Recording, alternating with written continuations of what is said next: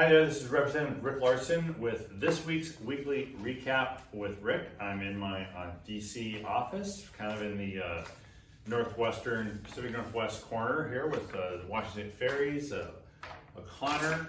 We've got, of course, the whale watching flag, if you can't see that, and an Everett waterfront photo over here in this corner as well. A little bit of home here in the DC office, and it's important, I think, to start there because spring is in the air.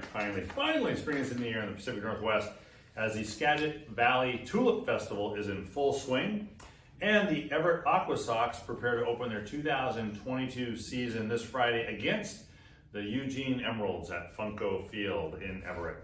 Spring also means, you may not have known this, spring also means more great infrastructure news, where the U.S. Department of Transportation and Secretary Buttigieg just announced it is investing $369 million plus this year into Washington State's transit agencies and communities to support public transit. All this thanks to the bipartisan infrastructure law that the president signed last year. So these dollars are going to work for you in our local communities.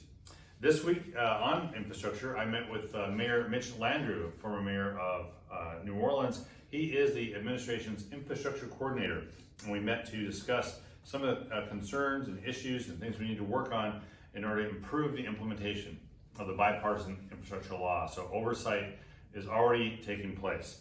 We discussed how the law invests in Washington communities, but also into fish culverts to help with our fish culvert issues in the state and to create cleaner and greener ferries, as well as what we can do to help our smaller towns and our rural towns better access these dollars, so the dollars are getting spread outside of big cities, outside of the suburbs, and into smaller towns.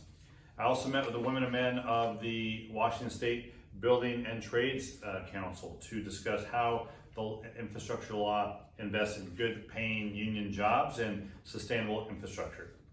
On the floor this week, I supported a bipartisan bill to provide health coverage for treatment and procedures to the 4% of children each year born with congenital anomalies or birth defects.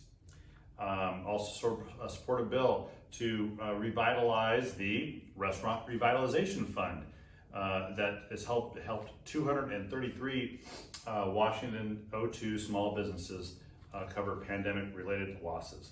And finally, I want to acknowledge the historic confirmation of Judge Ketanji Brown Jackson to the U.S. Supreme Court. She's well qualified. She'll do a great job on the court. So that's it. Thanks for tuning in this week to Weekly Recap with Rick.